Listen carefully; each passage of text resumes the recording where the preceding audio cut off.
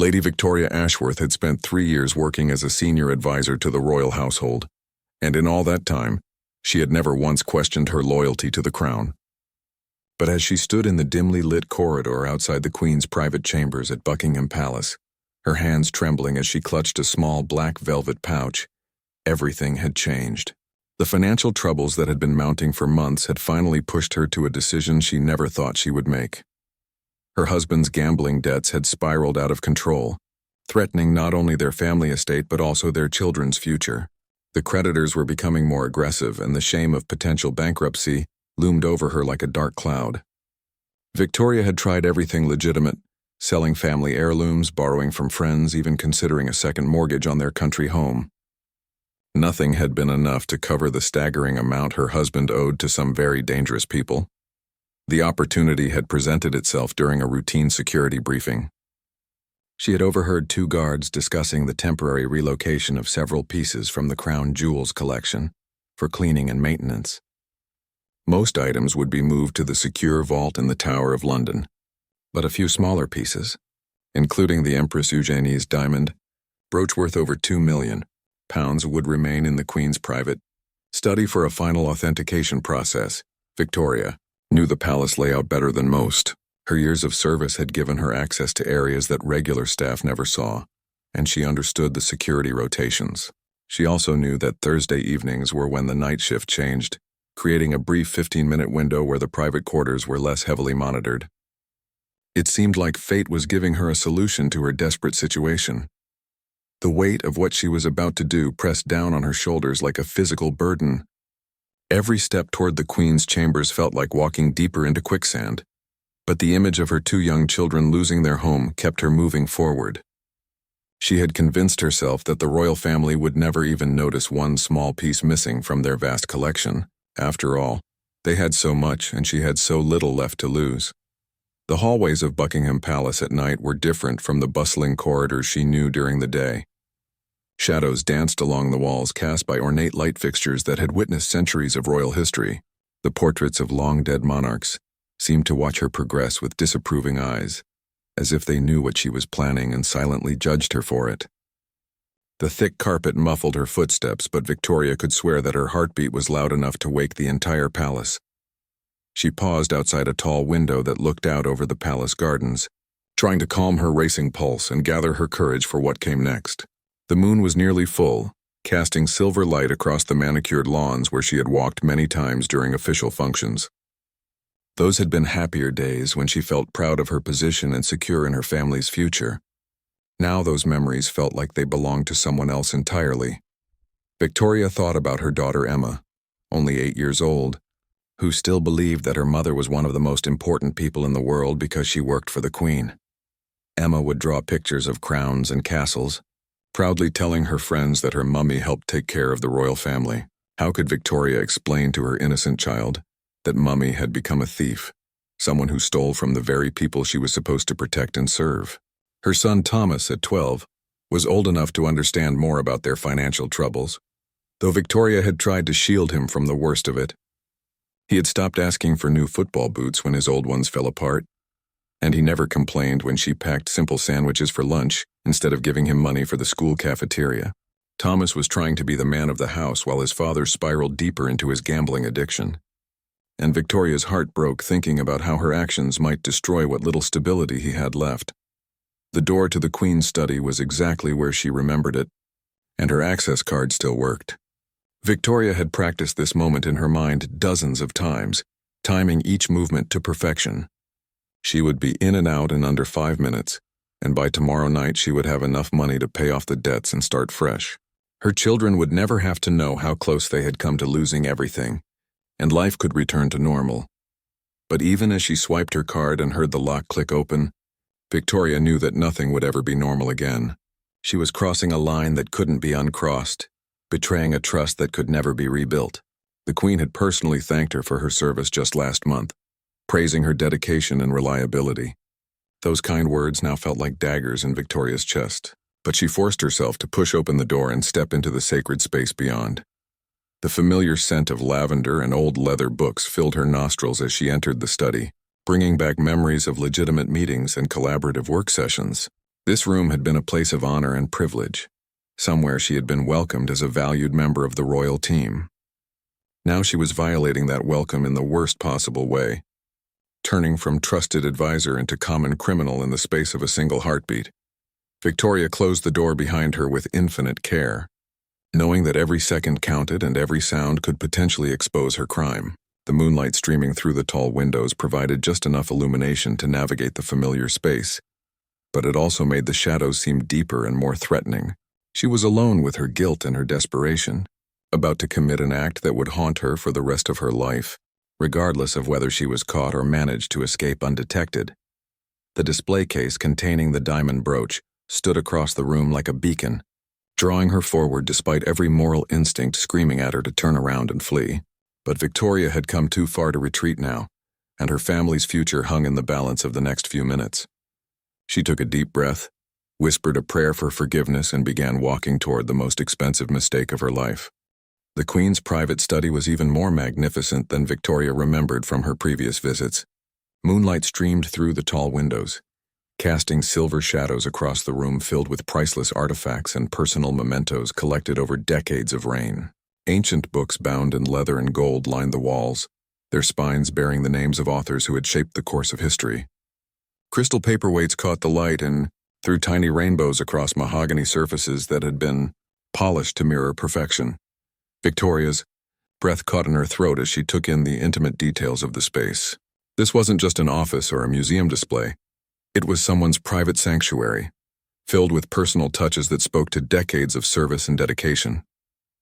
A half-finished crossword puzzle lay beside a teacup still bearing the faint stain of Earl Grey, and reading glasses rested on an open book of poetry. These small, human details made Victoria's crime feel infinitely more personal and cruel. Her hands shook as she approached the ornate display case where the diamond brooch rested on a bed of royal blue velvet.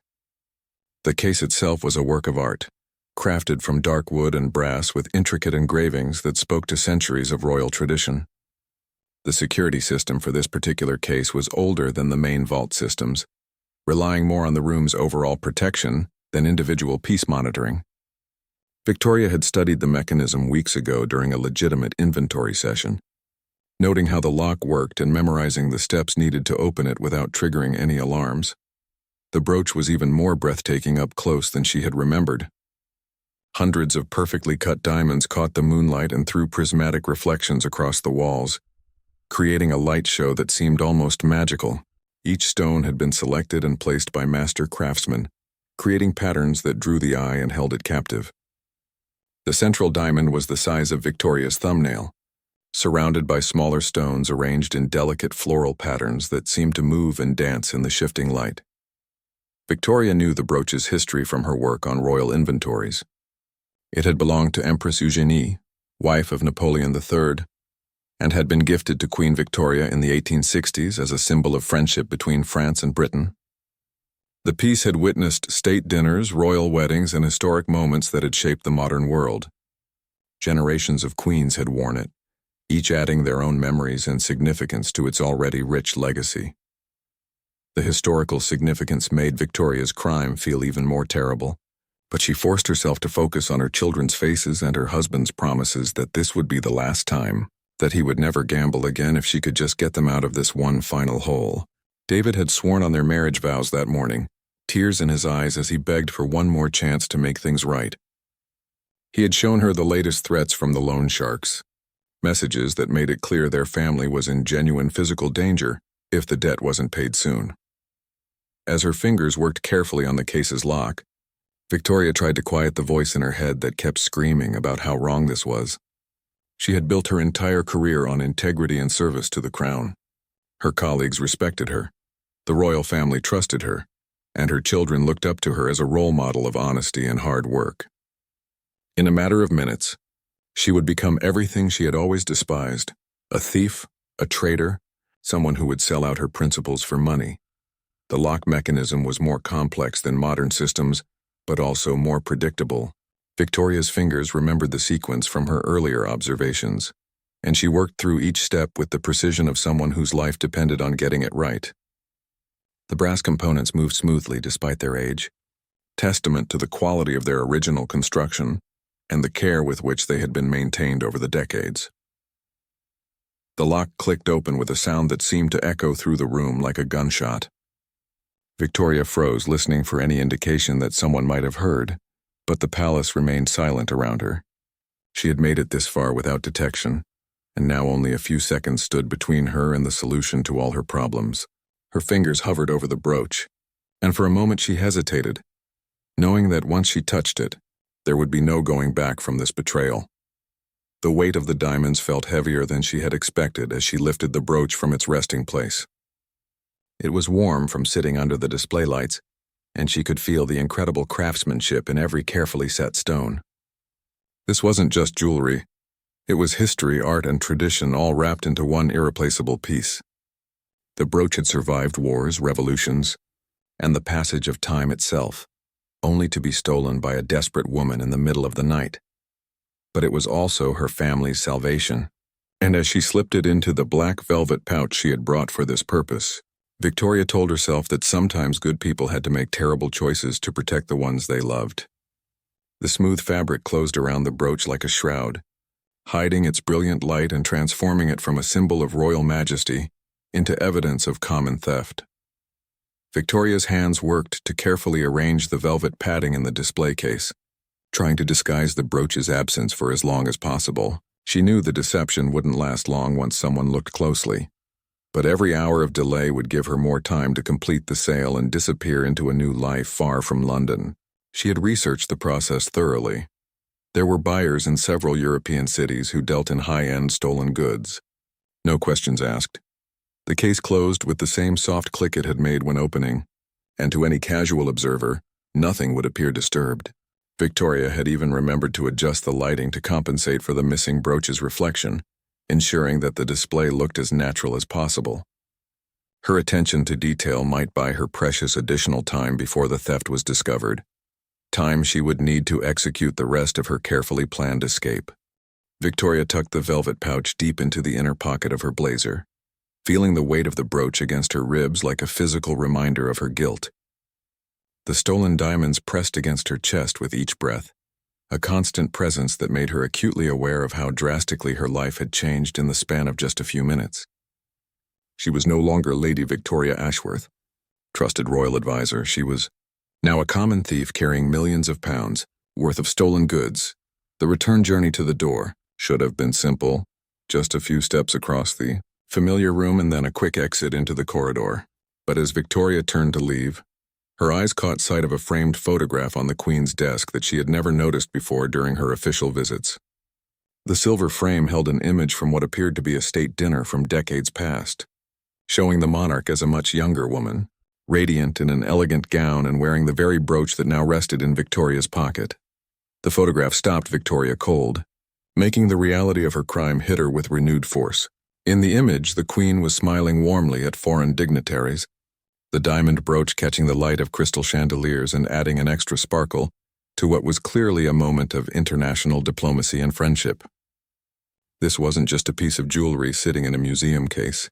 It was something the Queen had worn, cherished, and probably associated with important memories from her long and distinguished reign.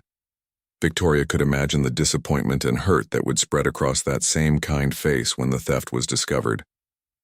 The Queen had always treated her staff with genuine respect and care, taking time to learn their names and ask about their families during official functions. She had personally congratulated Victoria on her promotion to senior advisor, expressing confidence in her abilities and judgment. This was how Victoria was repaying that trust and kindness, with the worst possible betrayal.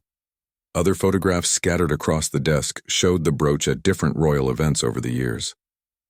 Victoria could see it pinned to the Queen's coat during a visit to a children's hospital, sparkling on her dress at a charity gala, and adorning her formal wear at a state funeral, where it had served as a symbol of continuity and strength during a time of national mourning.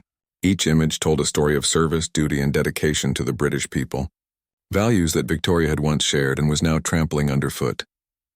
But even as the guilt threatened to overwhelm her, Victoria forced herself to keep moving toward the door. She thought about the threatening phone calls her husband had been receiving, the men who had started following their children to school, and the notice from the bank about foreclosure proceedings on their home. The Queen would survive the loss of one brooch from her vast collection, but Victoria's family might not survive what would happen if she didn't follow through with this desperate plan. The image of her daughter Emma's face when she had asked why Daddy seemed so scared all the time haunted Victoria's steps. 8-year-old children shouldn't have to worry about grown-up problems, shouldn't have to see their father jumping at every unexpected knock on the door, or notice their mother crying quietly in the kitchen when she thought no one was looking. Emma deserved to feel safe and secure in her own home, to grow up believing that the world was a place where good people were rewarded and families took care of each other. Victoria's son, Thomas, had already started talking about getting a job to help with the family finances, despite being only 12 years old. He had offered to quit his football team to save money on equipment and registration fees, breaking Victoria's heart with his willingness to sacrifice his childhood happiness for the family's survival. Thomas looked up to her as someone who always knew how to fix problems and make everything better, and she couldn't bear the thought of letting him down by admitting that some problems were too big for even adults to handle. The corridor outside the study was exactly as empty as Victoria had expected it to be. The night security rotation was perfectly timed based on her careful observations over the past several weeks, and she knew she had at least 10 more minutes before the next guard would make his rounds through this section of the palace. Her soft-soled shoes made no sound on the thick carpet as she moved toward the service elevator that would take her back to the main administrative floors where her presence would seem perfectly normal, even at this late hour. The familiar hallways that had once felt like a second home now seemed foreign and threatening. Every shadow could be hiding a security camera or motion detector that she hadn't accounted for in her planning. Every distant sound could be footsteps approaching or doors opening as someone discovered her crime. The palace that had been her professional sanctuary for 3 years had transformed into a maze of potential traps and dangers, all because of the choice she had made to betray everything she had once stood for. As she walked, Victoria tried to project the same calm confidence she always carried during her regular duties. If anyone did see her, they would simply assume she was working late on some urgent royal business, as she often did during busy periods when important events or state visits required extra coordination. Her reputation as a dedicated and trustworthy employee would provide the perfect cover for her crime, a fact that made her feel even more disgusted with herself, but also grateful for the years she had spent building that credibility. The elevator call button felt cold under her finger as she pressed it and waited for the car to arrive. Victoria used these few moments to check her appearance in the polished brass doors, ensuring that nothing about her demeanor would suggest the turmoil raging in her mind and heart. She needed to look like exactly what she had always been, a professional woman handling important business with competence and discretion. The elevator arrived silently, its doors opening to reveal the familiar burgundy carpet and wood paneling that she had seen thousands of times during her tenure at the palace. As the doors closed behind her and the car began its descent, Victoria allowed herself the first full breath she had taken since entering the Queen's study. The hardest part was over, or so she told herself. Now she just needed to get home, contact the buyer she had arranged through a series of carefully anonymous communications, and complete the transaction that would save her family from ruin. The elevator descended smoothly toward the administrative floors, but with each passing floor, Victoria felt her carefully constructed plan beginning to unravel in her mind. The reality of what came next started to sink in with crushing weight. She would have to find a way to leave the palace with the stolen brooch, contact a black market jewelry fence she had only communicated with through encrypted messages, and somehow complete an illegal transaction worth millions of pounds, all while maintaining her normal routine and pretending nothing had changed. The logistics that had seemed manageable in theory now felt impossibly complex and dangerous. Victoria realized she had been so focused on the actual theft that she hadn't fully considered the aftermath. How does someone dispose of one of the most recognizable pieces of jewelry in the world? How does a respectable government employee suddenly come into enough money to pay off massive gambling debts without attracting attention from authorities who might start asking uncomfortable questions? Her phone buzzed with a text message from her husband. "Any word on that loan application?" The guys called again tonight. They're getting impatient. One of them was asking about Emma's school schedule. Victoria stared at the screen, feeling a mixture of anger and desperation wash over her. David had no idea what she was risking to save him from his own mistakes, and the mention of their daughter being targeted made Victoria's blood run cold. She couldn't tell him what she had just done without making him an accomplice to her crime, so the burden of this secret would be hers alone to carry. The elevator stopped at the 4th floor, where Victoria's own office was located among the administrative departments that kept the royal household running smoothly. She had planned to stop here briefly to collect some files and create a legitimate reason for her late-night presence in the building, but as the doors opened, she heard voices coming from the direction of the security office. 2 guards were discussing something in urgent, hushed tones, and Victoria's blood ran cold as she caught fragments of their conversation. The automated system flagged irregular access logs for the private quarters, one guard was saying. Motion sensors detected activity in areas that should have been empty during the shift change. "We better check it out before the morning briefing." The other guard's response was too quiet for Victoria to hear clearly, but his tone suggested they were taking the situation seriously and planning immediate action. Victoria's heart pounded as she realized that her entry into the Queen's study might not have gone as unnoticed as she had believed. Modern security systems were far more sophisticated than the older locks on individual display cases, and there might have been motion sensors, heat detectors, or other monitoring devices that she hadn't accounted for in her planning. The 15-minute window she had counted on for her crime might be closing much faster than expected, and she could already be under suspicion without knowing it. She forced herself to walk calmly toward her office, fishing her keys from her purse with hands that she willed to remain steady.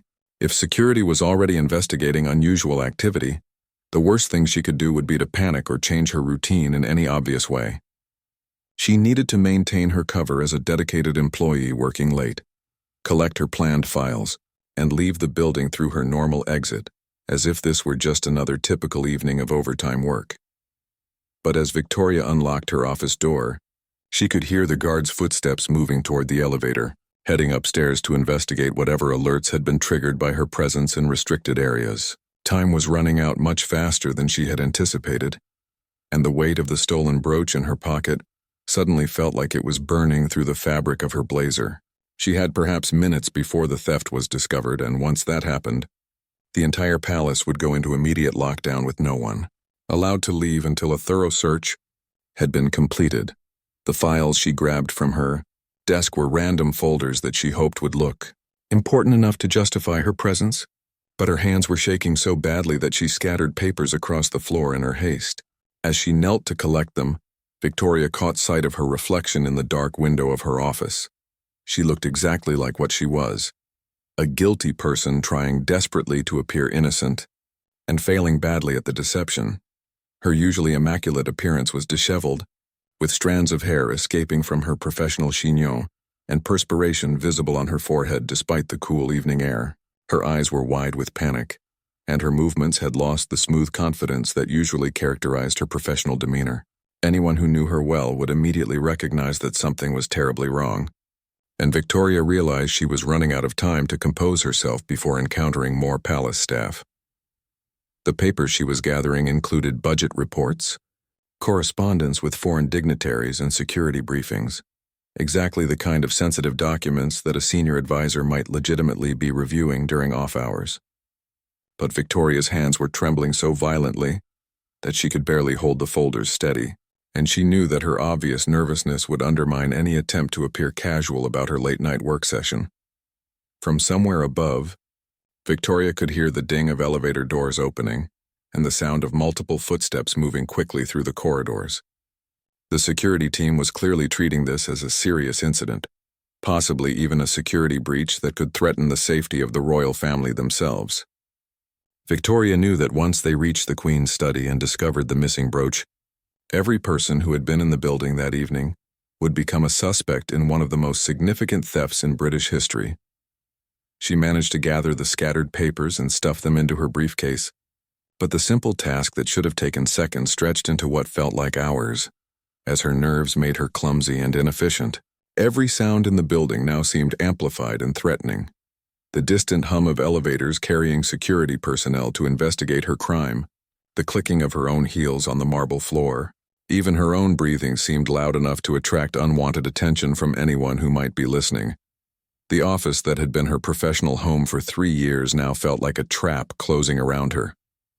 Victoria knew she needed to leave immediately, but she also knew that rushing would only make her appear more suspicious if she encountered any palace staff on her way out. She took a deep breath, straightened her blazer to ensure the stolen brooch was completely hidden, and prepared to attempt the performance of her life as she tried to walk out of Buckingham Palace as a free woman. Victoria stepped into the corridor and began walking toward the main lobby, every nerve in her body screaming at her to run, while her rational mind insisted she maintain the slow, measured pace of someone finishing a routine day of work. The briefcase in her hand felt impossibly heavy, not because of the random files she had grabbed, but because it represented the final prop in her desperate performance as an innocent employee with legitimate business in the palace after hours. The main lobby of Buckingham Palace at midnight was a completely different world from the busy daytime environment Victoria knew so well. The vast spaces that were usually filled with tourists, officials, and administrative personnel now felt eerily empty and echoing, with only the essential night staff remaining on duty. The marble floors that normally buzzed with conversation and footsteps now reflected her solitary journey toward what she hoped would be freedom, each click of her heels seeming to announce her presence to anyone who might be listening.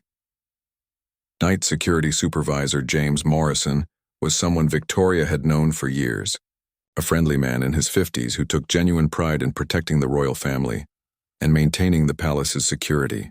His desk sat strategically positioned to monitor everyone entering and leaving the building, and his warm smile as she approached the exit made Victoria's stomach twist with fresh guilt about the massive deception she was perpetrating against someone who trusted her completely.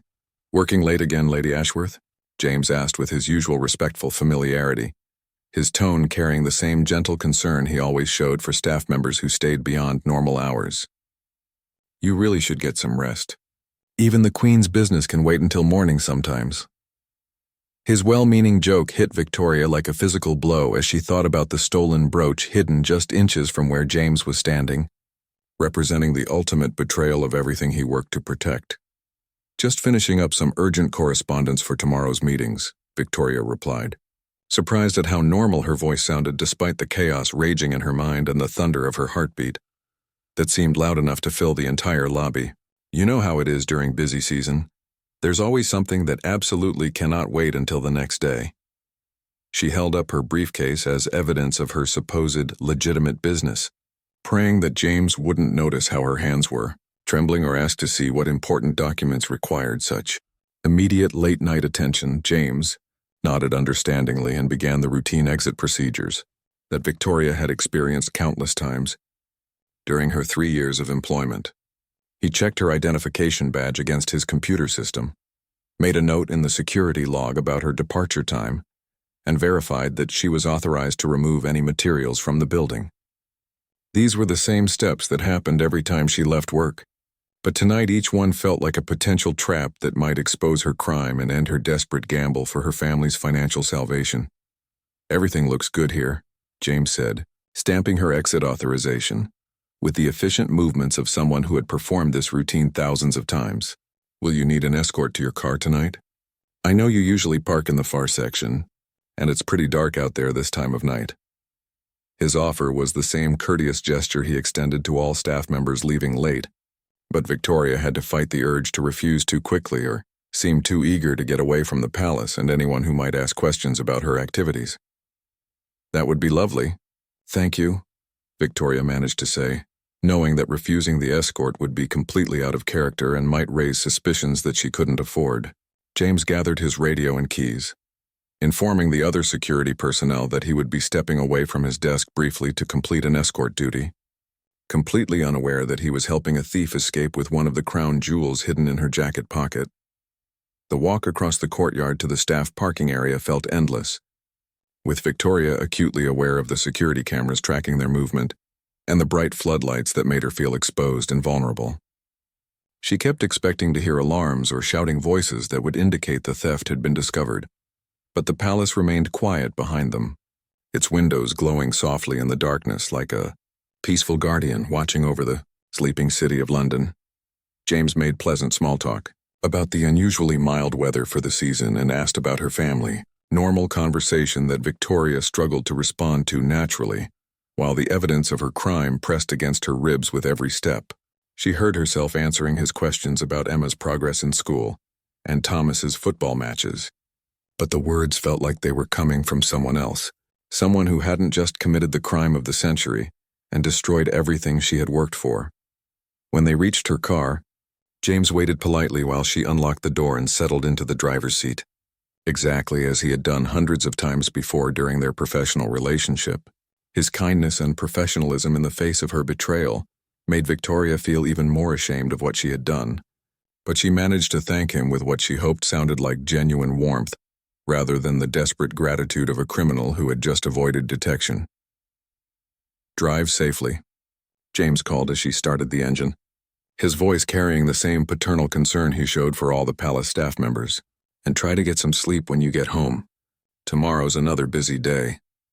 Victoria waved goodbye through her car window, knowing that this might be the last time she would ever see James or set foot on the palace grounds as anything other than a wanted fugitive.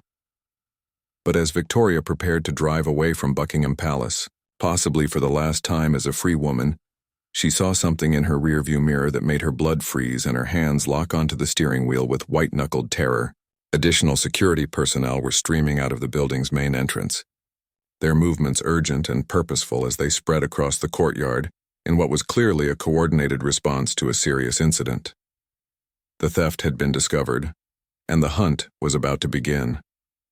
Victoria forced herself to drive at a normal, unhurried pace through the palace gates, knowing that any sudden acceleration would draw attention from the security teams that were now mobilizing behind her. In her mirrors, she could see the palace, blazing with activity as more personnel arrived, and began what she knew would be a comprehensive lockdown and investigation that would leave no stone unturned in the search for the missing diamond brooch and the person who had dared to steal it. Victoria's hands gripped the steering wheel with desperate intensity as she forced herself to maintain a normal driving speed through the empty London streets, every instinct screaming at her to floor the accelerator and disappear into the night before the full scope of the palace security response could unfold. In her rearview mirror, she could see Buckingham Palace blazing with activity as emergency vehicles arrived, and additional security personnel took positions around the building's perimeter, transforming the elegant royal residence into the center of what would soon become one of Britain's most intensive criminal investigations. The drive home through the quiet suburban neighborhoods gave Victoria far too much time to think about what would happen next. The police would be called immediately, and they would begin by reviewing every second of security footage and analyzing access logs to identify everyone who had been in the relevant areas during the time frame when the theft occurred. Her legitimate access to the Queen's private quarters would initially work in her favor. After all, senior advisors often worked in various parts of the palace during off hours, but it would also put her at the very top of the list of people to be questioned and investigated. By the time Victoria pulled into her own driveway in the quiet suburban neighborhood where she and her family had lived for 8 years, she had made a decision that surprised even her with its unexpected clarity. Instead of proceeding with the original plan to contact the fence and arrange the sale of the stolen brooch, she sat in her car staring at the dark windows of her home and realized with growing certainty that she couldn't go through with the rest of her crime. The guilt and fear that had been building throughout the evening had reached a breaking point during her escape from the palace, and she understood with crystal clarity that no amount of money would be worth destroying everything she had worked for and believed in throughout her entire life. The image of James Morrison's trusting smile as he had helped her leave the building haunted her thoughts, representing all the innocent people who would be hurt by her selfish decision to solve her problems through theft and betrayal. The house was completely silent when she entered through the kitchen door, with David already asleep upstairs after what had probably been another evening of anxiety and desperation over their mounting financial crisis. Her 2 children were safe in their beds, unaware that their mother had just committed what the newspapers would undoubtedly call the crime of the century, and completely innocent of the terrible choice she had made in their names. Victoria made her way to her home office and carefully removed the stolen brooch from her jacket pocket, placing it on her desk where the diamonds caught the light from her reading lamp and sparkled like captured stars. Looking at the magnificent piece in her own domestic space, Surrounded by family photographs and children's artwork, the magnitude of what she had done felt overwhelming and surreal, like a nightmare that she couldn't wake up from. The brooch seemed to radiate accusation as it sat on her desk, its historical significance and artistic beauty making Victoria's crime feel even more heinous than she had imagined during the planning stages. This wasn't just an expensive piece of jewelry. It was a symbol of centuries of British history, a work of art that had witnessed some of the most important moments in the nation's story, and a personal treasure that held meaning and memories for the royal family that she had violated. She spent the next 2 hours composing a letter that she never thought she would have to write. It wasn't addressed to her family or to the police, but to Her Majesty herself, written in the formal style that Victoria had mastered during her years of royal correspondence, but infused with personal anguish and genuine remorse. Victoria wrote about the financial pressures that had driven her to betray the trust placed in her, about the desperate situation with her husband's gambling debts and the threats against her, children that had made her feel like she had no other choice. The words flowed onto the paper with painful honesty as Victoria explained the shame and regret that had consumed her from the moment she touched the brooch, and about her decision to return the stolen item rather than compound her crime with further deception. She apologized not just for the theft itself, but for the disappointment and hurt her actions would cause to someone who had always treated her with respect and genuine kindness throughout their professional relationship. Victoria wrote about the sleepless nights she had spent trying to find legitimate solutions to her family's crisis, about the loans she had been denied and the assets she had already sold to try to cover her husband's debts. She explained how the opportunity to steal the brooch had presented itself at the exact moment when her desperation had reached its peak. But she also acknowledged that nothing could excuse or justify what she had done to betray the sacred trust of her position. The letter grew longer as Victoria tried to capture the full complexity of her situation without making excuses for her inexcusable behavior. She wrote about her children's innocence and her fear of what would happen to them if the loan sharks carried out their threats. But she also acknowledged that her crime had put them in even greater danger by making their mother a fugitive from justice. She had solved nothing and had only made everything infinitely worse.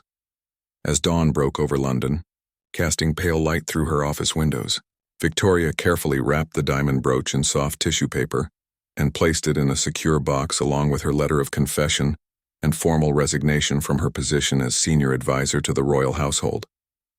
She had spent 3 years building a career she was proud of, working for an institution she deeply respected, and now she was throwing it all away because of a single night of desperate criminal behavior. She dressed in her best navy suit, the same one she had worn to official state functions and important meetings, wanting to face the consequences of her actions with whatever dignity she could still maintain. Victoria kissed her still sleeping children goodbye, touching Emma's soft cheek and adjusting Thomas's blankets, knowing that this might be the last time she would be able to perform these simple acts of maternal love as a free woman.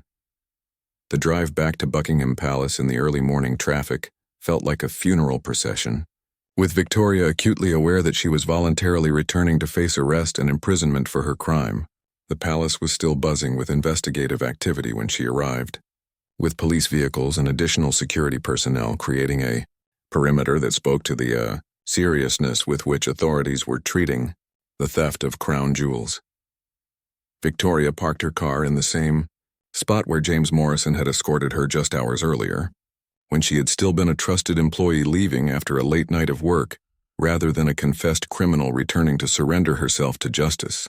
The irony wasn't lost on her as she walked toward the same entrance she had used to escape, now carrying the evidence of her crime and a full confession of her guilt.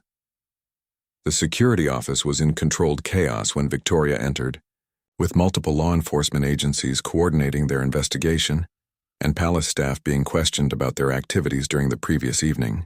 The sight of detectives and forensic specialists working in the spaces where she had spent 3 years of her professional life drove home the magnitude of what she had done and the far-reaching consequences of her desperate decision. Victoria walked directly to the senior security supervisor and quietly identified herself as the person responsible for the theft, producing the box containing the stolen brooch and her written confession.